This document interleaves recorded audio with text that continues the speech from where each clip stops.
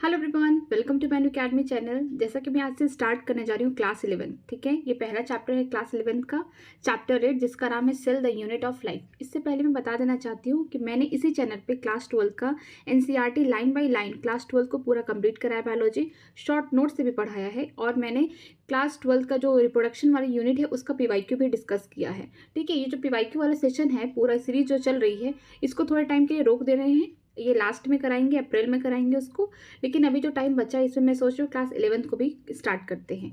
तो चलिए स्टार्ट करते हैं। जो आज का चैप्टर है अपना cell the unit of life, उससे पहले हम लोग पढ़ते हैं थोड़ा। एक साइंटिस्ट हैं, इनका नाम है जीएन रामाचंद्रन, इनके बारे में थोड़ा जान लेते हैं।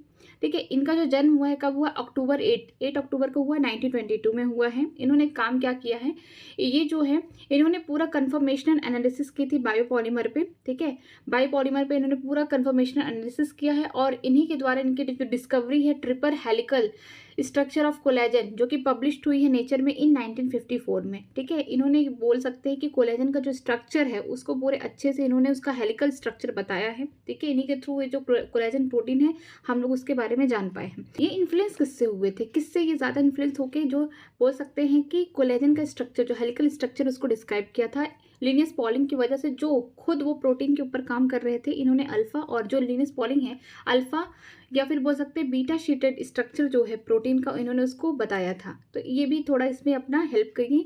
इन्होंने भी कोलेजन के स्ट्रक्चर को डिफाइन किया है। बस इनके बारे में इतना जनरली जानना था। आगे चलते हैं, अपना चैप्टर स्टार्ट करते हैं। अब देखते हैं सेल के बारे में। ठीक है, सब कोई जानता है कि सेल क्या है, यूनिट ऑफ लाइफ है। अगर हमारी बॉडी में जो हमारा बॉडी का ऑर्गन है, कोई भी चीज़ बना हुआ है, किससे बना हुआ है? सेल से बना हुआ है। जितनी भी लिविंग थिंग्स हैं हमारे आसपास, सब चीज़ें किससे बनी हुई है? सेल से बनी हुई है। तो चलिए आज इसी के बारे में पढ़ते हैं। When you are look around you will see both living and non living thing. जब आप अपने आसपास देखते हैं तो कुछ बेजान सी चीज़ें होती हैं, कुछ में जान होता है। ठीक है, मतलब लिविंग है, नॉन लिविंग थिंग्स हैं। You must have wondered and asked yourself, what is it that make an organism living, or what is that in the inanimate thing that does not have which the living thing has। ठीक है, आप जब अपने आसपास देखते हैं कि जो नॉन लिविंग थिंग्स है और जो लिविंग थिंग्स है, लिविंग थिंग्स के पास ऐसा क्या है जो वो बोल सकते हैं लिविंग है, नॉन लिविंग थिंग के पास नहीं है। ठीक है, the answer is to this, जो उसका आंसर है, ऐसा क्या है लिविंग थिंग्स के पास कि वो जिंदा है, नॉन लिविंग थिंग मरा हुआ, उसमें कोई जान नहीं है, वो कोई अपना काम नहीं कर सकता है। तो इसका आंसर यही है, the presence of the basic unit of life the cell is in all living organism. इसका यही उत्तर है कि सारी चीज़ें, जितनी भी लिविंग ऑर्गेनिज्म है, जितनी चीज़ों में जान है, वो सारी चीज़ें किससे बनी हुई है? सेल से बनी हुई है। ठीक है, all organism are composed of cell. जितनी भी ऑर्गेनिज्म है, जो लिविंग ऑर्गेनिज्म है अर्थ पे, सब किससे बने हुए हैं? सेल से बने हुए हैं। Some are composed of single cell are called unicellular organism, while the other like us composed of many cell are called multicellular organism। कुछ ऐसे ऑर्गेनिज्म हैं जो एक सेल से बने हैं, हम उन्हें यूनिसेलुलर ऑर्गेनिज्म कहते हैं। जैसे कि बोल सकते हैं बैक्टीरिया हो गया, प्रोटिस्टा के जितने मेंबर हो गए, मोनेरा के जितने मेंबर हो गए, क्या है? यूनिसेलुलर है, उनकी बॉडी में बस एक सेल पाया जाता है। ठीक है, और इसके अलावा और जितने भी ऑर्गेनिज्म हैं ढेर सारे सेल से बने हुए, जैसे फंजाई हो गया, प्लांटी हो गया, एनिमलिया हो गया। हम खुद क्या है? मल्टी सेलुलर हैं। ठीक है, वॉट इज सेल? अब हम सेल के बारे में जानते हैं कि सेल होता क्या है। अब यूनिसेलुलर ऑर्गेनिज्म की खास बातें क्या है कि एक सेल पे कैसे अपनी पूरी जिंदगी को चलाता है। ठीक है, देखते हैं। Unicellular organism are capable of, जो यूनिसेलुलर ऑर्गेनिज्म है, ऐसा ऑर्गेनिज्म जिसके बॉडी में सिर्फ एक ही सेल प्रेजेंट है, वो अपनी कैसे जिंदगी को चलाता है। देखिए, the independent existent and performing the essential function of life. ठीक है, एक ऑर्गेनिज्म है, उसके बॉडी में अगर एक सेल है, तब भी वो क्या है? इंडिपेंडेंट एग्जिस्टेंस कर रहा है, मतलब कि अपने बलबूते पे काम कर रहा है। ठीक है, जितनी भी उसके एसेंशियल फंक्शन है, चाहे रिस्पायरेशन हो गया, रिप्रोडक्शन हो गया, एक्सक्रीशन हो गया, ठीक है, डाइजेशन हो गया, वो सारी चीज़ें अपनी एक सेल के ही थ्रू कर रहा है। ठीक है, तो इसीलिए बोला गया इंडिपेंडेंट एग्जिस्टेंट है। एक सेल होने के बावजूद भी वो ऑर्गेनिज्म अपने से ही सारा काम कर रहा है, और जितनी भी उसके एसेंशियल फंक्शन है उसके लाइफ का, वो एक सेल से ही कर रहा है। ठीक है, anything less than a complete structure of cell does not ensure the independent living. अगर कोई भी चीज़ कम हो किसी एक सेल से, ठीक है, मान लीजिए एक सेल है, उस ऊपर होगा प्लाज्मा मेम्ब्रेन, मान लीजिए मैंने एनिमल का सेल लिया, बीच में साइटोप्लाज्म है और बहुत सारे ऑर्गेनल्स है। अगर इसमें से कोई चीज़ कम पड़ गया, कोई ऑर्गेनल्स नहीं है, या फिर बोल सकते हैं कि न्यूक्लियस ही नहीं है, तो क्या हो गया? उस सेल का इंडिपेंडेंट एग्जिस्टेंस नहीं होगा, वो अकेले काम नहीं कर पाएगा, उसे किसी के सहारे की ज़रूरत है। जैसे हमने पढ़ा होगा कि जो बोल सकते हैं कि जो फ्लोएम है, फ्लोएम में जब मैच्योर हो जाता है फ्लोएम, तो उसमें बोलते हैं स्टीप ट्यूब एलिमेंट जो होते हैं उनके न्यूक्लियस क्या होते हैं, खत्म हो जाते हैं, नहीं रहते हैं, ठीक है, जब वो मैच्योर हो जाते हैं। तो जो कंपेनियन सेल होते हैं वो क्या करते हैं, उनकी न्यूक्लियस की जगह लेते हैं, मीन्स उसको कंट्रोल करने का काम करते हैं। तो उसका जो बोल सकते हैं कि जो खुद से उसका इंडिपेंडेंट एग्जिस्टेंट था, अब वो खुद से नहीं काम कर रहा, उसको कंपेनियन सेल कहीं ना कहीं उसको हेल्प कर रहा है, तब उसकी एग्जिस्टेंट बनी हुई है, ठीक है। मैं फ्लोएम की बात कर रही हूँ। अगर आपने एनाटॉमी ऑफ फ्लावरिंग प्लांट पढ़ा होगा तो उसमें यही है कि जो मेच्योर बोल सकते हैं मेच्योर वाले, ठीक है, हम ये नहीं बोल सकते कि अभी वो मतलब मेच्योर नहीं, मेच्योर है। जब मेच्योर हो जाता है कौन, सीव ट्यूब एलिमेंट, ठीक है, उनके न्यूक्लियस क्या होते हैं, खत्म हो जाते हैं, उनमें न्यूक्लियस नहीं पाया जाता मेच्योरिटी पे। तो उसकी जगह कौन लेता है, कंपेनियन सेल क्या करते हैं, उसके न्यूक्लियस की जगह लेते हैं, उसको कंट्रोल करते हैं, बाकी सारी चीज़ें वो मेंटेन करते हैं। तो उसका जो लिविंग बोल सकते हैं इंडिपेंडेंट जो लिविंग है कहीं ना कहीं खत्म हो रहा है, तो किसी और पे डिपेंड है। तो अगर किसी भी सेल का कोई भी ऑर्गेनल या फिर बोल सकते हैं कोई भी कंपोनेंट अगर कम है, तो उसका जो बोल सकते हैं लिविंग इंडिपेंडेंट लिविंग जो चीज़ें हैं खत्म हो जाएंगी, ठीक है। आगे देखते हैं, hence the cell is the fundamental structure and the functional unit of the living organism. इसीलिए बोला जाता है जो सेल है ये फंडामेंटल है, क्योंकि सारी बॉडी जो है किसी भी लिविंग ऑर्गेनिज्म के सेल से बनी हुई है। स्ट्रक्चरल यूनिट है और फंक्शन है। अगर हमारा कोई भी ऑर्गन काम कर रहा है तो कहीं ना कहीं सेल की ही वजह से कर रहा है, ठीक है, वो फंक्शन में भी काम कर रहा है। तो ये सब क्या है, सेल का पूरा जो डेफिनेशन है कि जो सेल होता है वो fundamental structural and functional unit है किसकी, लिविंग ऑर्गेनिज्म की। आगे देखते हैं, एंटोन वॉन लीवनहुक फर्स्ट सा ए डिस्क्राइब लाइव सेल, ठीक है। जो एंटोन लीवनहुक थे इन्होंने पहली बार जिंदा सेल को देखा, ठीक है। कहाँ देखा उन्होंने, माइक्रोस्कोप की हेल्प से प्रोटोजोआ में देखा, बैक्टीरिया में देखा, स्पर्म में देखा, आरबीसी में देखा, ठीक है। इन्होंने लाइव सेल को देखा। बट इनसे पहले एक साइंटिस्ट थे जिनका नाम था रॉबर्ट हुक 1665 में, ठीक है। 1665 में इन्होंने सेल को सबसे पहले देखा था। उन्होंने किस में देखा था, कॉर्क में देखा था।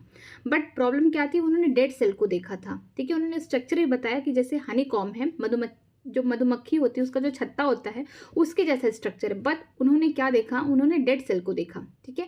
इन्होंने क्या देखा, इन्होंने लाइव सेल को देखा, ठीक है। Robert Brown later discover the nucleus, ठीक है। रॉबर्ट ब्राउन 1831 में जब सेल डिस्कवर हो गया, लाइव सेल भी देखा गया, डेड सेल भी देख लिया साइंटिस्ट ने, तो फिर 1831 में बोल सकते हैं कि डिस्कवरी हुई, सेल के अंदर भी कोई डेंस एक जगह है, वहां पे न्यूक्लियस प्रेजेंट है, ठीक है, इसको देखा गया। The invention of the microscope and its improvement leading to the electron microscope reveal all the structural detail of the cell, ठीक है।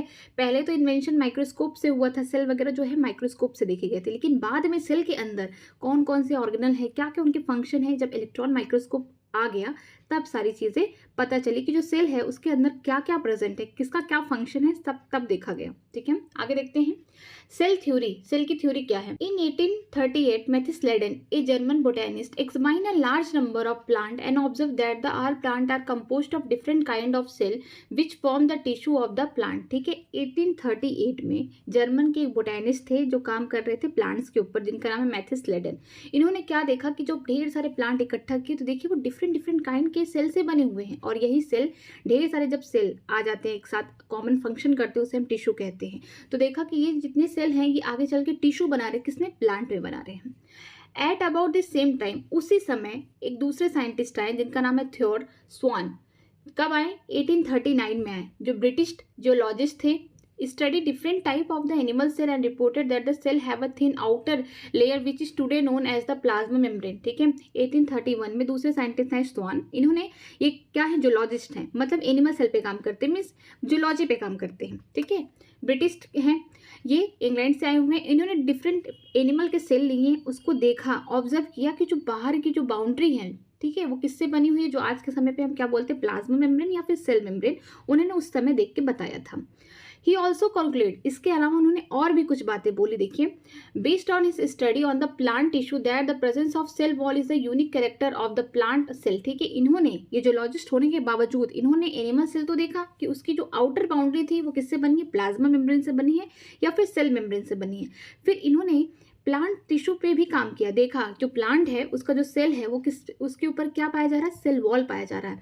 तो जो प्लांट है और एनिमल सेल में दोनों में एक डिफरेंस देखने को मिला कि जितने भी प्लांट सेल होंगे सब में क्या पाया जाएगा, सेल वॉल पाया जाएगा। ये यूनिक कैरेक्टरिस्टिक किसकी है, प्लांट सेल की है, ठीक है। इन्होंने बताया था, स्वान ने बताया था, गलती से स्लेडन पे मत टिक करिए कि वो बोटेनिस्ट थे तो उन्होंने बताया होगा, बात नहीं, ये स्वान देखे थे। आगे देखते हैं, on the basis of this इसके बेसिस पे, इसके आधार पर Swan proposed the hypothesis that the body of the animals and plant are composed of cell and product of cell. Swan ने propose किया एक hypothesis कि plant हो चाहे animal हो, दोनों ही किससे बने हैं, cell से बने हैं, और जितने cell के product हैं उससे बने हैं. Sladen and Swan together formulate the cell theory. अगर बोला जाएगा cell theory किसने दिया है तो दोनों ने मिलके दिया है. Sladen ने दिया है, Swan ने, दोनों ने एक साथ मिलके cell theory दी है. This theory however did not explain as to how they were formed. ठीक है, इनकी जो थ्योरी थी, कौन सी, सेल थ्योरी, ठीक है, दोनों ने मिलकर दिया था, बट ये इसका एक ड्रॉबैक ये आ गया कि इन्होंने ये नहीं एक्सप्लेन कर पाया कि जो नए सेल बन रहे हैं कहाँ से बन रहे हैं. ठीक है, ये तो बता दिया कि जो प्लांट सेल हैं या एनिमल सेल हैं दोनों सेल और सेल के प्रोडक्ट से बने हुए, लेकिन ये नहीं बता रहे कि सेल का जन्म कहाँ से हो रहा है, ये सेल बन कहाँ से रहे हैं. फिर देखिए दूसरे साइंटिस्ट है जिनका नाम है Rudolf विर्चोर.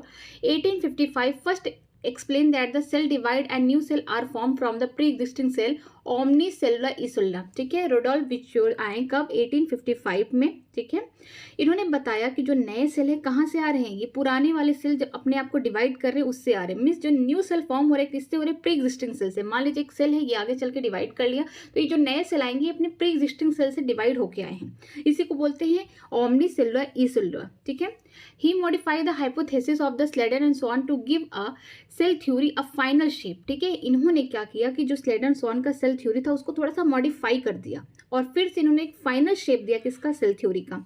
Cell theory as understood today is. ठीक है, जो आज हम लोग सेल थ्योरी पढ़ते हैं किसके द्वारा दिया गया, जो मॉडिफाइड फॉर्म था सेल थ्योरी का, किसने दिया है, रुडोल्फ विर्चोर. इनकी हम सेल थ्योरी पढ़ते हैं. पहला क्या दिया गया है, all the living organism are composed of cell and product of cell. ठीक है, जितने भी लिविंग ऑर्गेनिज्म है किससे बने हैं, सेल से बने और उसके प्रोडक्ट से बने हैं. ठीक है, all cell arises from the pre existing cell. जितने भी नए सेल बन रहे हैं ये अपने पुराने वाले सेल से जन्मे हुए हैं. आप बोल सकते हैं जो पुराने वाले सेल हैं वही डिवाइड करके नए सेल को जन्म दिए हैं. ठीक है, आगे चलते हैं.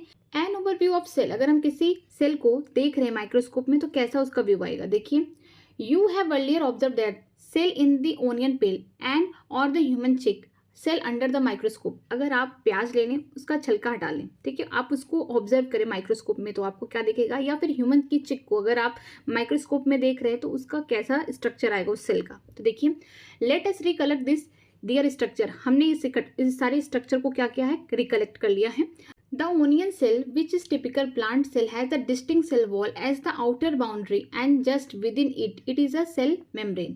ठीक है, अगर हम ओनियन सेल को क्या करें माइक्रोस्कोप में देखेंगे तो बाहर की जो बाउंड्री है, ठीक है, वो किससे बनी हुई है, सेल वॉल से बनी हुई. मान लीजिए ओनियन सेल है तो बाहर की जो बाउंड्री है वो सेल वॉल है, उसके अंदर प्लाज्मा मेम्ब्रेन है या फिर बोल सकते हैं सेल मेम्ब्रेन प्रेजेंट है. ठीक है, the cells of the human cheek have an outer membrane as a delimiting structure of the cell. अगर हम ह्यूमन की चिक का सेल देखते हैं तो उसके ऊपर भी क्या डिलिमिटिंग स्ट्रक्चर है, वो क्या है, प्लाज्मा मेम्ब्रेन है. क्योंकि एनिमल के सेल में तो कोई भी सेल वॉल नहीं पाया जाता. प्लांट के सेल में क्या पाया जाता है, बाहर की जो आउटर बाउंड्री है वो क्या है, सेल वॉल है, इसके बाद प्लाज्मा मेम्ब्रेन या बोल सकते हैं सेल मेम्ब्रेन पाया जाता है. लेकिन एनिमल के सेल में सीधे कौन आता है, प्लाज्मा मेम्ब्रेन या फिर बोल सकते हैं सेल मेम्ब्रेन प्रेजेंट होता है. अब देखते हैं, inside each cell in a dense membrane bound structure called nucleus. चाहे कोई भी सेल हो, सेल का मतलब यहाँ पे है कि ओनियन की पिल की सेल की बात की गई है और दूसरा ह्यूमन की सेल की बात की गई है. मीन्स प्लांट और एनिमल सेल की बात यहाँ पे की गई है कि चाहे कोई भी सेल हो अंदर क्या होगा, डेंसली यहाँ पे मेम्ब्रेन बाउंड स्ट्रक्चर होगा जिसको न्यूक्लियस बोलेंगे. मतलब कि न्यूक्लियस के ऊपर क्या है, मेम्ब्रेन है. ठीक है, उसके ऊपर भी क्या है, बोल सकते हैं बाउंड्रीज हैं. ठीक है, मेम्ब्रेन है. तो अगर न्यूक्लियस की बात करेंगे, वेल डिफाइंड मेम्ब्रेन, या फिर ये सब किस में देखने को मिलता है, यूकैरियोट्स में देखने को मिलते हैं. This nucleus contain the chromosome which in turn contain the genetic material DNA. इस न्यूक्लियस के अंदर क्रोमोसोम होते हैं और क्रोमोसोम जानते हैं कि कंडेंस फॉर्म है किसका, डीएनए का खूब कंडेंस फॉर्म है और इसमें क्या है, जेनेटिक मटेरियल है. ठीक है, cell that have the membrane bound nuclei are called eukaryotes whereas that the cell lack a membrane bound nuclei are called prokaryotes. यहाँ पे क्या हो गया कि ऐसे सेल जिनमें मेम्ब्रेन बाउंड न्यूक्लियाई प्रेजेंट होते हैं. मान लीजिए एक सेल है उसमें क्या है, न्यूक्लियस है, उसके ऊपर दो मेम्ब्रेन की बोल सकते हैं बाउंड्री है, तो ये यूकैरियोटिक सेल होंगे. लेकिन एक ऐसा सेल है जिसमें क्या है, उसका न्यूक्लियस वगैरह क्या है, अच्छे से अरेंज नहीं है, उसके ऊपर कोई भी बोल सकते हैं बाउंड्री नहीं है. ठीक है, उस पर कोई मेम्ब्रेन नहीं है, तो किसका सेल है, प्रोकैरियोट्स का. यूकैरियोट्स में कौन आएंगे, protista, fungi, Plantae, Animalia. Prokaryotes में कौन आएंगे, मोनेरा किंगडम के जितने भी हो गए, माइकोप्लाज्मा हो गया, बैक्टीरिया हो गए, साइनोबैक्टीरिया, ये सब आएंगे. ठीक है, आगे देखते हैं. आगे दिया गया है कि in both the prokaryotic and eukaryotic cell a semi fluid matrix का cytoplasm occupy the volume of the cell. ठीक है, चाहे प्रोकैरियोटिक सेल हो या फिर बोल सकते हैं यूकैरियोटिक सेल हो. ठीक है, बीच में जो ये सेमी फ्लूइड भरा हुआ है मैट्रिक्स में, ये क्या है, साइटोप्लाज्म है। ये क्या करता है, ये पूरा वॉल्यूम ऑक्यूपाई किया किसका, सेल का किया, दोनों में ही प्रेजेंट होगा ये। The cytoplasm is the main arena of the cellular activity in both plant and animal cell. जो साइटोप्लाज्म है, ठीक है, जो पूरा वॉल्यूम कवर किया है, चाहे प्रोकैरियोट्स हो चाहे यूकैरियोट्स हो, ये क्या है, मेन एरिना है, मेन एरिया है जहाँ पे सेलुलर की एक्टिविटी होती है, चाहे प्लांट सेल में देखा जाए चाहे एनिमल सेल में देखा जाए। Various chemical reaction occur in it to keep the cell in the living state. बहुत ढेर सारे केमिकल रिएक्शन होते रहते हैं हमारे सेल में। कहाँ होता है, साइटोप्लाज्म के अंदर होता है, ताकि जो ये सेल है लिविंग रहे, ठीक है, डेड ना हो सेल का। आगे देखते हैं, beside the nucleus the eukaryotic cell have the other membrane bound distinct structure called organelles like the endoplasmic reticulum, the Golgi complex, lysosome, mitochondria, microbodies and vacuoles। ठीक है, अगर हम न्यूक्लियस के अलावा बात करें तो यूकैरियोटिक सेल की बात कर रहे हैं, उनमें कुछ अदर मेम्ब्रेन बाउंड स्ट्रक्चर पाए जाते हैं जिसे हम ऑर्गेनल्स कहते हैं, सेल के अंदर ही पाए जाते हैं, जैसे एंडोप्लाज्मिक रेटिकुलम हो गया, इनके ऊपर सिंगल मेम्ब्रेन पाई जाएगी, गोल्गी कॉम्प्लेक्स सिंगल मेम्ब्रेन पाई जाएगी, मतलब इनके ऊपर मेम्ब्रेन की कवरिंग है, ठीक है। यहाँ पे लाइसोसोम पे भी सिंगल मेम्ब्रेन होगा, लेकिन माइटोकॉन्ड्रिया होगा, इस पे डबल मेम्ब्रेन होगा, माइकोप्लाज्मा सिंगल मेम्ब्रेन, वैक्यूल जो होगा सिंगल मेम्ब्रेन होगा, ठीक है। ये यूकैरियोट्स की बात की गई है, चाहे प्लांट हो चाहे एनिमल सेल की बात की गई है। लेकिन अब प्रोकैरियोट्स में क्या होगा, the prokaryote cell lack such membrane bound organelle. जो प्रोकैरियोट सेल है उनमें ये सारे ऑर्गेनल्स पाए भी नहीं जाते हैं, ठीक है। मेम्ब्रेन की बात ही छोड़ो, इनमें ये सारे जो गोल्गी एपरेटस है या फिर एंडोप्लाज्मिक रेटिकुलम हो गया, ठीक है, माइटोकॉन्ड्रिया, लाइसोसोम, ये सारी ऑर्गेनल्स पाए ही नहीं जाते। तो यहाँ पे सीधे लिखा कि prokaryote cell lack such membrane bound organelles, मतलब कि उनमें ऐसे कोई ऑर्गेनल्स ही नहीं पाए जाते जो यूकैरियोट्स में पाए जाते हैं, ठीक है।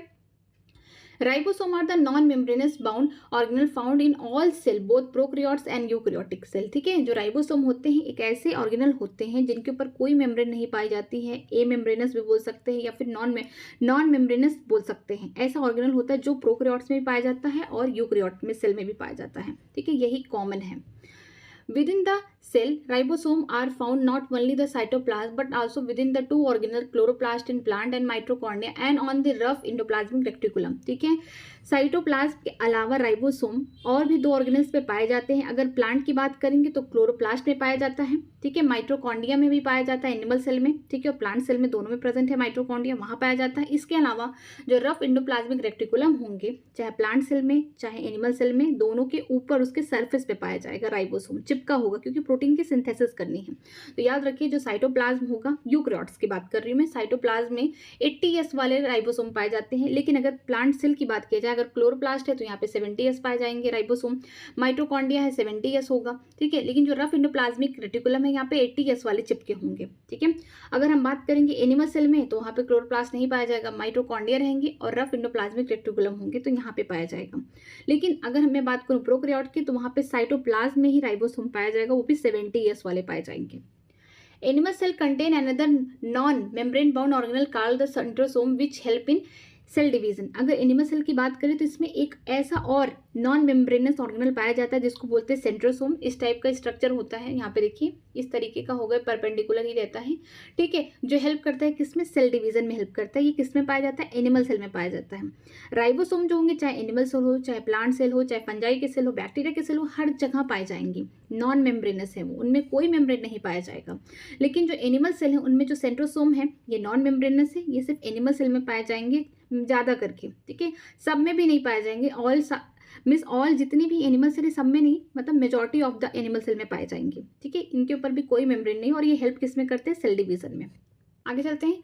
Cell differ greatly in size, shape and activity. जो सेल है इसकी साइज अलग होती है, डिफरेंट सेल की, उसकी एक्टिविटी अलग है, उसका शेप अलग है। फॉर एग्जाम्पल, अब देखिए एग्जाम्पल दिया है, माइकोप्लाज्मा द स्मॉलेस्ट सेल है, स्मॉलेस्ट लिविंग सेल लिखना चाहिए था यहाँ पे एनसीईआरटी को, कि माइकोप्लाज्मा जो है स्मॉलेस्ट लिविंग सेल है जिसका लेंथ कितना है, ओनली 0.3 माइक्रोमीटर है, ठीक है। इसकी लेंथ जो माइकोप्लाज्मा है एक बोल सकते हैं स्मॉलेस्ट सेल है, इसकी जो लेंथ है 0.3 माइक्रोमीटर है, याद करिएगा। वाइल द बैक्टीरिया, अगर बैक्टीरिया की बात करेंगे तो कुड बी 3 to 5 माइक्रोमीटर। जो बैक्टीरिया है 3 से 5 माइक्रोमीटर इसका क्या है, लेंथ है। The largest isolated single cell is the egg of ostrich. जो ऑस्ट्रिच का एग है सबसे बड़ा सिंगल सेल है, ठीक है। तो हम बोल सकते हैं जो सबसे लार्जेस्ट आइसोलेटेड सिंगल सेल अगर है तो कौन है, ऑस्ट्रिच का एग है। एमंग द मल्टीसेलुलर ऑर्गेनिज्म, अगर हम मल्टीसेलुलर ऑर्गेनिज्म की बात करते हैं, human red blood cell are about 7 micrometer in diameter. जो ह्यूमन की आरबीसी है उसका डायमीटर कितना है, 7 माइक्रोमीटर है, ठीक है। Nerve cell are the some of the longest cell, अगर हम नर्व सेल की बात करते हैं तो सबसे लॉन्गेस्ट सेल मल्टीसेलुलर में कौन पाया जाता है, नर्व सेल पाया जाते हैं, जिनमें ब्रांचिंग भी देखने को मिलती है। Cells also vary greatly in their shape, जो सेल्स हैं इनके डिफरेंट टाइप के शेप भी हो सकते हैं। साइज तो हमने देख लिया कि 3 से 5 है बैक्टीरिया में, माइकोप्लाज्मा में लेंथ क्या है, 0.3 माइक्रोमीटर है। अगर आरबीसी की बात कर रहे हैं तो उसका जो डायमीटर है 7 माइक्रोमीटर है। लेकिन अब हम इनके शेप के बारे में बात कर रहे हैं, ठीक है।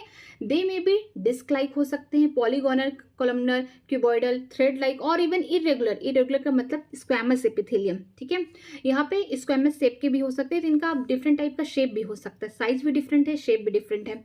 The shape of the cell may vary with the function they perform, याद रखिए जो शेप है किसी भी सेल का जो शेप है उसका शेप जो है बदलता रहता है कि किस तरीका का उसका फंक्शन है, ठीक है। उसके फंक्शन के अकॉर्डिंग, किसी भी सेल के फंक्शन के अकॉर्डिंग उसका शेप बदलता रहता है, ठीक है। आगे देखते हैं, यहाँ पे स्ट्रक्चर दिया गया है, देखिए ये कौन है, ये है आरबीसी, राउंड बाइकॉनकेव शेप, ये राउंड हो गया, बाइकॉनकेव शेप हो गया। डब्ल्यूबीसी ये क्या है, एमोबॉइड शेप है। ऐसा शेप इसलिए है ताकि इसका काम क्या है, काम ये है कि जब भी एंटीजन या पैथोजन आ रहे हैं बॉडी में उसको खा जाना है, उसको निकल जाना है। तो इसलिए इनका जो मूवमेंट होगा एमोबॉइड मूवमेंट होगा, जहाँ भी देखेंगे पैथोजन उसको जाएंगे तुरंत खा जाएंगे, मार देंगे उसे, ठीक है। कोलमनर एपिथेलियम ये लॉन्ग है और नैरो है। यहाँ पे देखिए कोलमनर एपिथेलियम है और उसके बेस पे कौन प्रेजेंट है, ढेर सारे उसके न्यूक्लियस प्रेजेंट है। आगे देखते हैं, नर्व सेल जो है ब्रांचिंग है और लॉन्ग है। सबसे बॉडी में मल्टीसेलुलर ऑर्गेनिज्म में सबसे बड़ा अगर कोई सेल है तो नर्व सेल है और इसमें कितनी ब्रांचिंग देखने को मिलती है। ट्रैकेट जो है इलोंगेटेड होते हैं, इसका काम क्या होता है, चाहे जिम्नोस्पर्म हो चाहे एंजियोस्पर्म हो, वाटर को क्या करना है, यहाँ पे ट्रांसपोर्टेशन कराना है, ठीक है। मेसोफिल सेल के काम क्या है, ये फोटोसिंथेसिस करने में हेल्प करते हैं। मेसोफिल सेल ये राउंड होते हैं, ओवल शेप होते हैं। आगे चलते हैं, आगे दिया प्रोकैरियोटिक सेल। अब इसका नाम जानते हैं, इसका मतलब क्या है। प्रो का मतलब होता है प्रिमिटिव, पहले। क्रियोटिक का मतलब न्यूक्लियस, मतलब जो प्रोकैरियोटिक के सेल हैं उनके जो न्यूक्लियस होंगे पहले वाले न्यूक्लियस होंगे, मतलब पुराने होंगे, ज़्यादा वेल डिफाइंड नहीं होंगे, ठीक है। अब देखते हैं कौन कौन आता है इसमें। The prokaryotic cell are represented by bacteria, blue green algae, mycoplasma and PPLO, pleuropneumonia like organism. जो प्रोकैरियोटिक सेल हैं किसमें प्रेजेंट होते हैं, बैक्टीरिया में होते हैं। साइनोबैक्टीरिया को जिसको हम ब्लू ग्रीन एल्गी कहते हैं, ठीक है। माइक्रोप्लाज्मा में, पीपीएलओ प्लूरोनिमोनिया लाइक ऑर्गेनिज्म में भी पाए जाते हैं। They are generally smaller and multiply more rapidly than the eukaryotic cell. ये इतने छोटे होते हैं कि जल्दी जल्दी क्या करते हैं, अपने आप को मल्टीप्लाई करके डिवाइड कर लेते हैं। यूकैरियोटिक के जो सेल होते हैं बड़े होते हैं, तो जिसकी वजह से अगर हम बोल सकते हैं कि अगर रिप्रोडक्शन का रेट अगर हाई देखना है तो किसमें देखने को मिलेंगे, प्रोकैरियोटिक सेल में देखने को मिलेंगे as compare to eukaryotic cell से। क्यों, क्योंकि इनकी साइज क्या है, छोटी है, जिसकी वजह से बहुत जल्दी अपने आप को मल्टीप्लाई करेंगे, ग्रो करेंगे, मल्टीप्लाई करेंगे, ठीक है। दे में very greatly in shape and size, इनके जो शेप है साइज है ये भी बहुत वेरी करता है। The 4 basic shape of the bacteria are bacillus rod like हो गया, कुकस स्पेरिकल शेप हो गया, विब्रो कॉमा शेप हो गया एंड स्पोरम स्पाइरल शेप हो गया, ठीक है। इनका 4 बेसिक शेप है बैक्टीरिया का। बैसिलस जो होता है रॉड शेप का होता है, ठीक है, जैसे लैक्टोबैसिलस दही में पाए जाते हैं, इनका जो शेप होगा रॉड शेप का होगा। कुकस, ठीक है, स्पेरिकल शेप के होंगे, ठीक है। जो निमोनिया वगैरह होता है उनकी जो बैक्टीरिया कॉज करती है उसका जो शेप होता है वो कैसा होता है, कुकस होता है, स्पेरिकल शेप होता है। विब्रो जो होते हैं कॉमा शेप के होते हैं, जब कॉलरा हो जाता है जिस बैक्टीरिया से उसका शेप कैसा होता है, कॉमा शेप का होता है। स्पाइरल जो होते हैं स्पाइरल, इनमें जो इनका शेप होता है स्पाइरल, ठीक है। इसमें ही फ्लैजेला पाया जाता है। आगे देखते हैं, the organization of prokaryotic cell is fundamentally similar, even the prokaryotic exhibit a wide range of the shape and the function. जो ऑर्गेनाइजेशन है किसका, प्रोकैरियोटिक सेल का, ये फंडामेंटली सिमिलर है, ठीक है, प्रोकैरियोटिक में। और इनका जो बोल सकते हैं शेप और फंक्शन क्या है, जितना डिफरेंट है लेकिन सबका बोल सकते हैं कि जो ऑर्गेनाइजेशन है सबका क्या है, सेम है, ठीक है। शेप अलग हो सकता है, फंक्शन अलग हो सकते हैं प्रोकैरियोटिक सेल के, बट इनका जो ऑर्गेनाइजेशन है, जो जो कंपोजिशन से बने हुए सब क्या है, सेम है। ऑल, अब देखिए ऑल से स्टार्ट हुआ तो कुछ मेन ही बात लिखा गया होगा। All prokaryotes have the cell wall surrounding the cell membrane except mycoplasma. जितने भी प्रोकैरियोट्स हैं, जैसे यहाँ पे दिया गया जैसे bacteria, blue green algae, but mycoplasma को छोड़ के पीपीएलओ, ठीक है, जितने भी यहाँ पे प्रोकैरियोट्स दिए होंगे सबके ऊपर क्या होंगे, सेल वॉल पाए जाएंगे एक्सेप्ट माइकोप्लाज्मा को छोड़ के, ठीक है। आगे देखते हैं, आगे क्या लिखा, आगे देखते हैं आगे क्या लिखा गया है।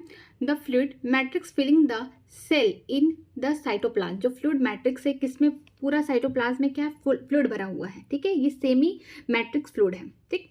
There is no well defined nucleus. Prokaryote cell में कोई भी वेल डिफाइंड न्यूक्लियस नहीं पाया जाता। वेल डिफाइंड न्यूक्लियस का मतलब ये है कि अंदर जो भी होगा डीएनए, वो उसके ऊपर जो न्यूक्लियस है उसके ऊपर कोई भी मेम्ब्रेन वगैरह नहीं पाई जाती। इनमें बेसिकली बोल सकते हैं नेक्ड, यहाँ पे जो उनका डीएनए है पूरा नेक्ड है, वो खुली आंख से देख सकते हैं आप। मतलब ये है कि उसके ऊपर कोई मेम्ब्रेन वगैरह नहीं पाई जाती है।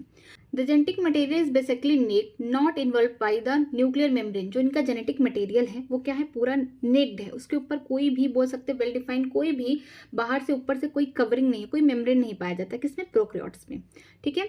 In addition to the genomic DNA, the single chromosome circular DNA and many bacteria have a small circular DNA outside the genomic DNA, ठीक है।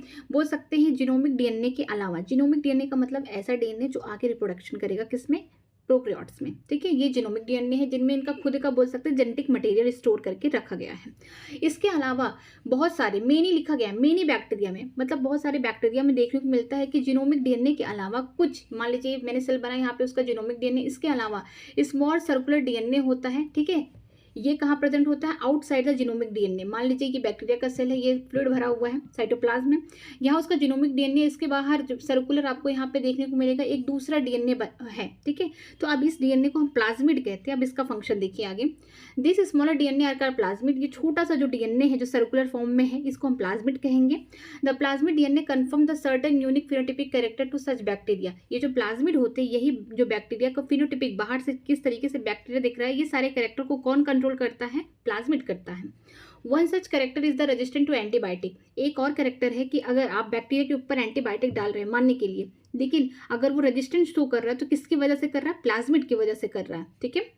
In higher classes, you will learn that the plasmid DNA is used to monitor the bacteria transformation with the foreign DNA. आप higher class में पढ़ेंगे, मतलब biotechnology का ही part बोल रहा है कि जब आप पढ़ेंगे कि आप प्लाज्मिड से ही क्या करेंगे, बाहर से अपना डिजायरेबल डीएनए या फॉरेन डीएनए जोड़ के फिर क्या करेंगे, इसको बैक्टीरिया के सेल में ट्रांसफॉर्मेशन कर देंगे ताकि ये डिवाइड करता जाए और आपका जो प्रोडक्ट है वो बनता जाए, ठीक है। Nuclear membrane is found in eukaryotes. जो न्यूक्लियर मेम्ब्रेन है, मतलब कि न्यूक्लियस के ऊपर जो मेम्ब्रेन है किसमें पाई जाती है, वेल डिफाइंड यूकैरियोट्स में पाई जाती है, प्रोकैरियोट्स में नहीं पाई जाती है। No organelle like ones in the eukaryote are found in prokaryote except the ribosome, ठीक है। कोई भी ऑर्गेनल यूकैरियोट्स जैसा प्रोकैरियोट्स में नहीं पाया जाता है एक्सेप्ट राइबोसोम के छोड़ के, ठीक है।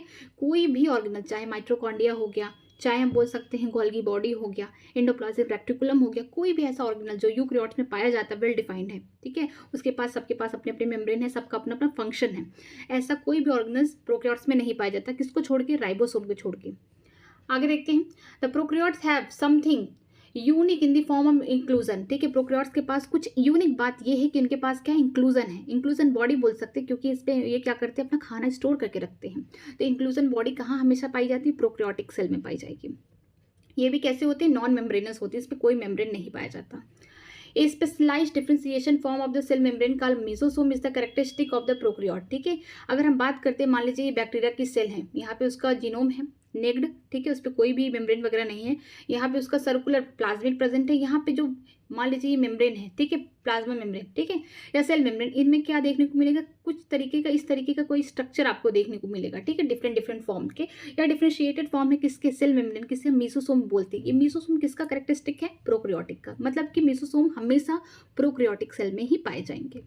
दे are essentially infolding of the cell membrane. ये क्या है, ये सेल मेम्ब्रेन की फोल्डिंग है, इसी को हम मेसोसोम कह दिए, ठीक है। देखिए यहाँ पे स्ट्रक्चर दिया गया है। अगर टिपिकल यूकैरियोटिक सेल का बोल सकते हैं साइज याद करना तो 10 से 20 माइक्रोमीटर होंगे। टिपिकल बैक्टीरिया जब भी दिया जाए तो 1 से लेकर 2 माइक्रोमीटर रहना चाहिए। अगर नॉर्मल बैक्टीरिया दिया जाए तो 3 से 5, ठीक है। पीपीएलओ की बात करते हैं तो 0.1 माइक्रोमीटर होगा। वायरस जो होंगे 0.02 से लेकर 0.2 माइक्रोमीटर होंगे, मतलब कि वायरस से भी छोटा कौन है, ये है पीपीएलओ है, ठीक है। आगे चलते हैं, आगे क्या दिया गया है, cell envelope and its modification, ठीक है। यहाँ पे सेल के ऊपर जो बैक्टीरिया के सेल हैं या प्रोकैरियोटिक सेल के ऊपर कितनी कवरिंग है, कितने इन्वॉल्व हैं, उनमें क्या क्या मॉडिफिकेशन किए गए हैं।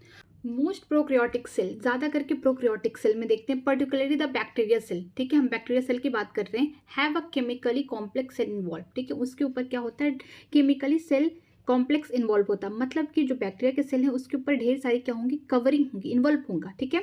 The cell envelope consist of the tightly bound 3 layered structure that is the outer glycocalyx follow by the cell wall and then plasma membrane. मतलब कि जो बैक्टीरिया का सेल है उसके ऊपर क्या होगा, सेल इन्वॉल्व पाया जाएगा। सबसे पहले जो होगा, सबसे ऊपर वाला, इसको ग्लाइकोकैलिक्स कहेंगे, ठीक है। ये क्या करेगा, किसी भी सरफेस से उसको चिपकाएगा, स्टिकनेस देगा। इसके बाद कौन आएगा, फिर सेल वॉल प्रेजेंट होगा, और सबसे अंदर जो होगा ये होगा प्लाज्मा मेम्ब्रेन, या बोल सकते हैं सेल मेम्ब्रेन होगा। Although each layer of the envelope perform distinct function, they act together as a single protective unit. ये तीनों ही लेयर, चाहे ग्लाइकोकैलिक्स हो गया, सेल मेम्ब्रेन हो गया या सेल वॉल हो गया, इनका अलग अलग काम है, लेकिन अगर एक साथ इनका देखा जाए तो ये प्रोटेक्शन का काम करते हैं, ठीक है। प्रोटेक्शन प्रोवाइड करते हैं बैक्टीरिया को, सेल का, ठीक। Bacteria can be classified on two groups on the basis of the difference in the cell involved and the manner in which they respond. The staining procedure developed by Gram, which those who take up the Gram stain are called Gram positive and the other do not are called Gram negative bacteria। ठीक है, जो bacteria है इसको दो category में divide किया गया है। पहला कि जो इनका डिफरेंसेस है किस पे, जो सेल इन्वॉल्व है, ठीक है, जो बोल सकते हैं ग्लाइकोकैलिक्स, सेल वॉल और सेल मेम्ब्रेन है, इसके बोल सकते हैं किस डिफरेंसेस का मतलब ये है कि कहीं ये टाइटली बाउंडेड है, ठीक है, ये तीनों स्ट्रक्चर कहीं लूजली बाउंडेड है, इसके हिसाब से बैक्टीरिया को क्लासिफाई किया गया। दूसरा ये है कि जो ग्राम नाम के साइंटिस्ट थे, इन्होंने क्या किया, बैक्टीरिया को एक डाई में डाल दिया। कुछ बैक्टीरिया ने क्या किया, उस डाई के रंग में रंग गई, तो उन्होंने कहा उसे ग्राम पॉजिटिव बैक्टीरिया है। कुछ बैक्टीरिया ऐसी थी डाई में जाने के बाद भी रंग में नहीं रंगी, तो उन्हें बोल दिया ग्राम निगेटिव बैक्टीरिया है। तो मतलब इन्होंने दो कैटेगरी के हिसाब से बैक्टीरिया को डिवाइड किया। आगे देखते हैं, glycocalyx differ in the composition and thickness among the different bacteria. जो ग्लाइकोकैलिक्स है, इनका कंपोजिशन, इनका थिकनेस, मोटाई जो है क्या है, डिफरेंट बैक्टीरिया में अलग है। It could be loose sheath or का स्लाइम लेयर इन सम। कुछ में क्या है कि अगर ये बाहर की जो कवरिंग है ग्लाइकोकैलिक्स की क्या है, बहुत लूज सीथ है, बहुत पतली है, सिर्फ क्या बोलेंगे, स्लाइम लेयर बोलेंगे। While in other it may be thick and tough is called capsule. कुछ बैक्टीरिया में देखने को मिला कि जो ग्लाइकोकैलिक्स है क्या है, थिक है, मोटी है, और क्या है बोल सकते हैं कि एकदम टफ है, टच करने पे भी क्या है, बहुत हार्ड है, तो क्या है, इसको कैप्सूल बोलेंगे। जब भी बोलेगा थिक है, टफ है ग्लाइकोकैलिक्स तो कैप्सूल बोलेंगे, जब लूज है तो स्लाइम लेयर में, ये बोल सकते हैं थोड़े से स्टिकी नेचर के होते हैं, ठीक है, स्लिपरी होते हैं। The cell wall determine the shape of the cell and provide the stronger structure support to prevent the bacterium from the bursting और कोलैप्सिंग। इसके बाद जो सेल वॉल है, इसका काम क्या है कि जो बैक्टीरिया का शेल है, ठीक है, उसका शेप जो जिस तरीके का, मान लीजिए बैक्टीरिया इस तरीके का, इसका मतलब इसका सेल वॉल क्या है, इसको शेप प्रोवाइड कर रहा है। इसके अलावा इसको सपोर्ट प्रोवाइड कर रहा है कि कहीं से बाहर से मैकेनिकल कोई डैमेज ना हो जाए, कहीं से ये जो बैक्टीरिया के सेल है बस्ट ना हो जाए। तो किसकी वजह से ये सारी प्रोटेक्शन मिल रही है, सेल वॉल की वजह से मिल रही है। The plasma membrane is selectively permeable in nature and intact with the outer side world. ठीक है, जो प्लाज्मा मेम्ब्रेन है या सेल मेम्ब्रेन है, ये क्या है, सिलेक्टिव परमेबल होते हैं, मतलब कि ग्लाइकोकैलिक्स क्या कर रहा है, स्टिकनेस प्रोवाइड कर रहा है, कहीं भी बैक्टीरिया को चिपका दे रहा है। दूसरा जो है सेल वॉल है, ये क्या कर रहा है, शेप दे रहा है बैक्टीरिया को, और मैकेनिकल सपोर्ट से भी क्या उसको बचा रहा है कि कहीं उसको बस्टिंग ना हो जाए, कोलैप्स ना हो जाए, कहीं बैक्टीरिया का सेल कहीं खत्म ना हो जाए, डेड ना हो सके। ठीक है, लेकिन जो प्लाज्मा मेम्ब्रेन ये सिलेक्टिव नेचर है, ये जो भी अंदर आएगा बैक्टीरिया के सेल के अंदर, ये सबको अंदर नहीं जाने देगा।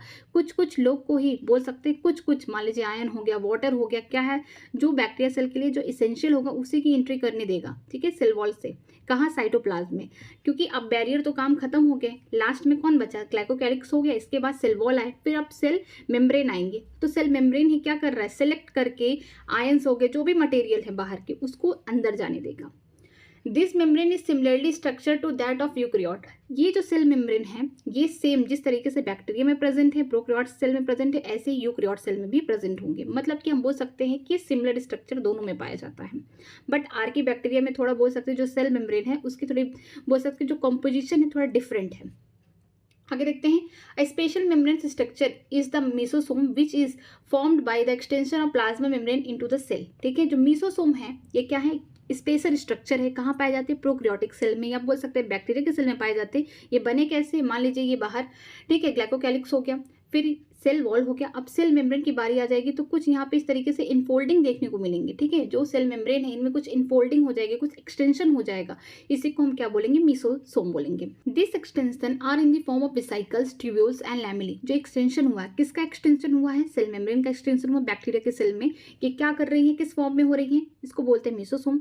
एक्सटेंशन किस तरह से हुआ है। अगर छोटे छोटे छोटे छोटे बोल सकते हैं विसाइकल्स बन गए, छोटे छोटे बॉल्स की तरह बन गए तो विसाइकल हो गए।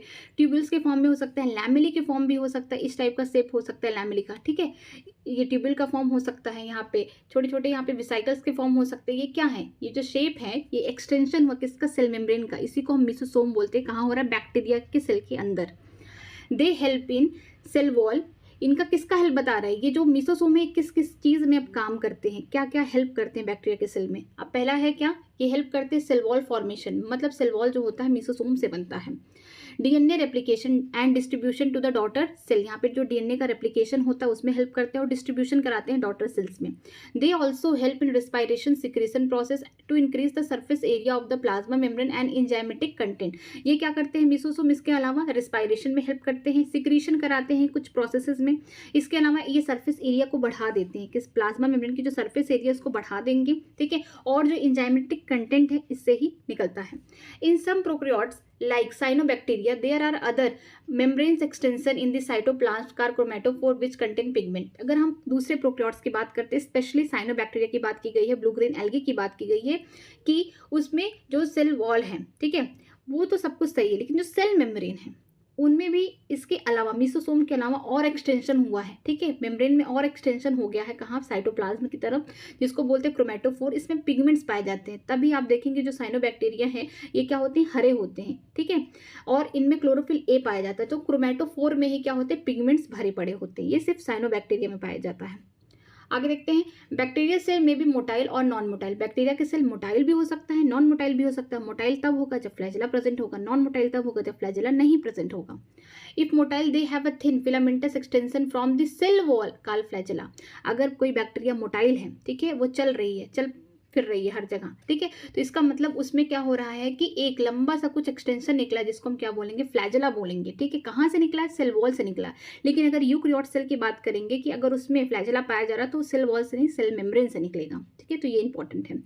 Bacteria so range in the number and arrangement of flagella, जो बैक्टीरिया है इनमें नंबर या फिर जो रेंज है फ्लैजेला के डिफरेंट होते हैं। Bacteria flagella is composed of 3 part, filament, hook and basal body. जो बैक्टीरिया का फ्लैजेला है ये इसके 3 कंपोनेंट है, ठीक है, 3 चीज से बना। मान लीजिए ये बैक्टीरिया का सेल हो गया, यहाँ पे जो सेल वॉल है, मान लीजिए ग्लाइकोकैलिक्स हो गया बाहर वाला, यहाँ पे जो सेल ये वॉल है, ठीक है। यहाँ से बोल सकते हैं यहाँ पे कुछ बेसल बॉडी होगी, फिर यहाँ पे हुक लाइक स्ट्रक्चर इस तरीके से होगा, उसमें दबा हुआ होगा, और फिर एक लंबा सा फिलामेंट निकलेगा, इसे बोलेंगे क्या, फ्लैजेला। पूरे स्ट्रक्चर को बोलेंगे। अंदर कौन होगा, बेसल बॉडी होगा, ठीक है। हुक क्या होगा, उसमें फंसाया होगा, ठीक है, और बड़ा सा जो लंबा सा स्ट्रक्चर निकलेगा उसे फिलामेंट कहेंगे। ये क्या करेगा, हेल्प कराएगा बैक्टीरिया को मूवमेंट में, तभी बैक्टीरिया क्या होगी, मोटाइल होगी, अगर उसमें फ्लैजेला पाया जाएगा। कहाँ से निकला है, सेल वॉल से निकला। अगर यूकैरियोट्स होता तो सेल मेम्ब्रेन से निकलता। The filament is the longest portion and extend from the cell surface to the outside. जो फिलामेंट होता है सबसे लॉन्गेस्ट पोर्शन होता है किसका, फ्लैजेला का, ठीक है, जो कहाँ से निकला है, सेल सरफेस से निकला है, या फिर बोल सकते हैं सेल वॉल से निकला है। कहाँ निकला, बाहर की तरफ निकला है, ठीक है। बी साइड फ्लैजेला, फ्लैजेला के अलावा pili and fimbriae are also surface structure of the bacteria but do not play in the role of motility, ठीक है। फ्लैजेला के अलावा बैक्टीरिया के सेल के अंदर पिलाई और फिम्ब्री नाम के भी सरफेस स्ट्रक्चर निकले, मतलब कि बैक्टीरिया के सरफेस पे मान लीजिए फिलामेंट वगैरह निकला है, मान लीजिए ये कौन है, फ्लैजेला है। इसके अलावा छोटे छोटे आपको और स्ट्रक्चर देखने को मिलेंगे, यहाँ पे ट्यूबुलर लाइक है, ब्रिस्टल लाइक स्ट्रक्चर देखने को मिलेंगे। लेकिन ये जो स्ट्रक्चर हो गए, चाहे फिम्ब्री या पिलाई हो गए, ये मोटेलिटी में हेल्प नहीं करेंगे। मोटेलिटी किससे द्वारा होगी, सिर्फ होगी फ्लैजेला की वजह से होगी, ठीक है। The pili are elongated tubular structure made up of special protein. जो पिलाई है ये इलोंगेटेड ट्यूबुलर स्ट्रक्चर, ट्यूबुल जैसे स्ट्रक्चर, इस तरीके का स्ट्रक्चर है, ठीक है। कहाँ पाया जा रहा है, बैक्टीरिया के सरफेस पे पाया जा रहा है, ठीक है। स्पेशल प्रोटीन से बनी, इस प्रोटीन का नाम क्या है, पिलिन प्रोटीन। लेकिन ये जो बोल सकते हैं जो स्ट्रक्चर है ये मोटेलिटी में हेल्प नहीं करता है। The fimbriae are the small bristle like fibre sprouting out of the cell. जो फिम्ब्री है ये क्या, स्मॉल ब्रिस्टल लाइक, ब्रश का जो ब्रिस्टल होता है ना, एकदम छोटा छोटा इस तरीके से निकला होता है, ऐसे ही स्ट्रक्चर होते हैं इनके, ठीक है। ये कहाँ निकले हैं, सेल के सरफेस से निकले हैं। In some bacteria they are known to help to attach the bacteria to the rock in the stream and also to the host tissue. इसका भी काम मोटेलिटी में नहीं है, लेकिन इसका काम जो फिम्ब्री का जो काम है, ठीक है, ये क्या करता है, अगर ये बैक्टीरिया पानी के अंदर है तो रॉक पे अगर चिपकी हुई है तो किसकी हेल्प से चिपकी हुई है, फिम्ब्री की वजह से चिपकी हुई है। अगर किसी की बॉडी में चला गया, ठीक है, एनिमल बीमारी कॉज करनी है, नॉर्मली चला गया, तो अगर उसके टिश्यू पे चिपकी हुई है, उससे ले रही है न्यूट्रिशन, तो किसके थ्रू ले रही है, या बोल सकते हैं किसके थ्रू अटैच्ड है, वहाँ पे यहाँ पे फिमरी के थ्रू अटैच्ड है। जो पिलाई होता है इसका काम क्या होता है कि दो बैक्टीरिया को एक साथ लेके आते हैं। जब ये लोग क्या करते हैं, डिवाइड करते हैं, या फिर बोल सकते हैं अपना जेनेटिक मटेरियल क्या करते हैं, एक दूसरे से बदलते हैं। ठीक है, आगे चलते हैं। राइबोसोम एंड इंक्लूजन बॉडी के बारे में पढ़ते हैं। In prokaryotes ribosomes are associated with the plasma membrane of the cell. अगर प्रोकैरियोट्स की बात करते हैं तो राइबोसोम किससे जुड़े हुए हैं, जो प्लाज्मा मेम्ब्रेन है। ये देखिए, मान लीजिए ये किसका सेल है, ये है बैक्टीरिया का सेल। ठीक है, इसमें जो प्लाज्मा मेम्ब्रेन अंदर वाला होगा, यहाँ पे क्या है, राइबोसोम चिपके हुए हैं। ठीक है, इसके साइटोप्लाज्म में भी ये होते हैं। ठीक है, दे आर अबाउट, इनका जो साइज है देखिए 15 nanometre by 20 nanometre in size and made of two subunit 50s and 30s which are when present together form the 70s prokaryotic ribosome. ठीक है, इसका जो अगर हम साइज की बात करते हैं, राइबोसोम स्पेरिकल शेप के होते हैं, 15 नैनोमीटर बाई 20 नैनोमीटर इसका साइज है। ठीक है, इसके अलावा जो 70s के राइबोसोम होते हैं कहाँ पाए जाते हैं, प्रोकैरियोट्स में पाए जाते हैं। ये कहाँ प्रेजेंट होते हैं, जो सेल मेम्ब्रेन है वहाँ पे प्रेजेंट होते हैं, इनर साइड अंदर की तरफ, या बोल सकते हैं साइटोप्लाज्म की तरफ प्रेजेंट होते हैं। और 70s में जो बोल सकते हैं सब यूनिट होगी, जो बड़ी वाली होगी 50s होगी, जो छोटी वाली होगी वो 30s की होगी। ठीक है, इसके अलावा हम बात करते हैं अगर 80s जो यूकैरियोट्स में पाए जाते हैं, उनके सेल में साइटोप्लाज्म में पाए जाते हैं, वो 60s होते हैं, और जो छोटी वाली होती है वो 40s होती है। 70s वाले भी पाए जाते हैं, जैसे क्लोरोप्लास्ट हो गया अगर प्लांट सेल है, माइटोकॉन्ड्रिया हो गया। ठीक है, यहाँ सब पाया जाता है। Ribosome are the site of the protein synthesis. जो राइबोसोम है यहाँ से क्या होता है, प्रोटीन की फॉर्मेशन होती है, प्रोटीन की सिंथेसिस होती है। Several ribosome में attach to single mRNA to form a single chain called polyribosome या पॉलीसोम। ठीक है, ढेर सारे राइबोसोम अगर अटैच हो गए किस पे, सिंगल mRNA पे अटैच हो गए, ढेर सारे यहाँ पे राइबोसोम अटैच हो गए। ठीक है, इसी को क्या बोलेंगे हम, पॉली राइबोसोम बोलेंगे या फिर पॉलीसोम। क्यों अटैच है mRNA पे, क्योंकि उनको अब ट्रांसलेशन करना है, जो mRNA उनको रीड कर रहे हैं ताकि ट्रांसलेशन कर सके, उससे प्रोटीन बना सके, उसके अमीनो एसिड को कोड कर सके और प्रोटीन बना सके। ठीक है, और उस स्ट्रक्चर को बोलेंगे, जो एक mRNA ढेर सारे यहाँ पे राइबोसोम चेन की तरह जुड़े हुए हैं, इसको बोलेंगे पॉलीराइबोसोम या फिर polysome. The ribosome of the polysome translate the mRNA into the protein. जो राइबोसोम है किसके, पॉलीसोम के, ये क्या कर रहे हैं, ट्रांसलेट कर रहे हैं, अमीनो एसिड को बना रहे हैं, फिर यही ढेर सारे अमीनो एसिड आगे चल के प्रोटीन की फॉर्मेशन करेगी। मीन्स यहाँ पे ट्रांसलेशन प्रोसेस हो रहा है।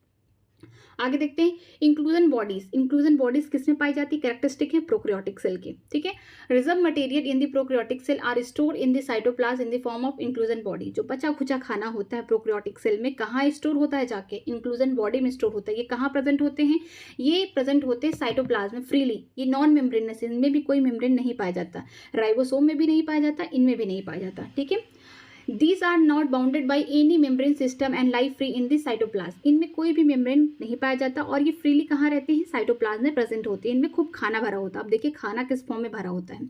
एग्जाम्पल, फॉस्फेट ग्रेन्यूल हो गया, साइनोफाइसिन ग्रेन्यूल हो गया, ग्लाइकोजन ग्रेन्यूल हो गया। जो खाना स्टोर होता है फॉस्फेट ग्रेन्यूल के फॉर्म में होता है, साइनोफाइसिन ग्रेन्यूल के फॉर्म में होता है, ग्लाइकोजन ग्रेन्यूल के फॉर्म में खाना स्टोर होता है किसमें, प्रोकैरियोटिक सेल में। Gas vacuole are found in the blue, green and purple and green photosynthetic bacteria. जो गैस वैक्यूल है ये कहाँ पाए जाते हैं, किसके कैरेक्टरिस्टिक हैं, ये है blue, green, purple and the green photosynthetic bacteria में पाए जाते हैं। आगे चलते हैं, आगे दिया है यूकैरियोटिक सेल। अब यूकैरियोटिक सेल की क्या बातें हैं, the eukaryotic cell all protista, plantae, animals and the fungi. जो यूकैरियोटिक सेल कैसे पाए जाते हैं, जितने भी मोनेरा के बाद जितने भी किंगडम हैं, 4 किंगडम, प्रोटिस्टा हो गया, फंजाई, प्लांटी, एनिमल, इनमें पाए जाते हैं। In eukaryotic cell, there is an extensive compartmentalization of the cytoplasm through the presence of the membrane bound organelles। ठीक है, यूकैरियोटिक सेल में हम बोल सकते हैं अलग अलग डिफरेंट ऑर्गेनल प्रेजेंट होते हैं, उनके ऊपर मेम्ब्रेन भी पाई जाती है और उनका अलग अलग फंक्शन होता है। हम बोल सकते हैं कि यूकैरियोटिक सेल में सारी चीज़ें मैनेज रहती हैं। ठीक है, कंपार्टमेंट्स होते हैं कि कहाँ पे न्यूक्लियस प्रेजेंट है, कहाँ पे गोल्गी एपरेटस प्रेजेंट है, कहाँ पे एंडोप्लाज्मिक रेक्टिकुलम प्रेजेंट है। सारी चीज़ें क्या होती हैं, एकदम वेल ऑर्गेनाइज्ड मैनर में होती हैं यूकैरियोटिक सेल में। ठीक है, आगे देखते हैं eukaryotic cell possess organised nucleus with the nuclear envelope. ठीक है, जो यूकैरियोटिक सेल हैं इनमें क्या होता है, न्यूक्लियस होते ही हैं, साथ में उसके ऊपर क्या होती है, डबल मेम्ब्रेन पाई जाती है।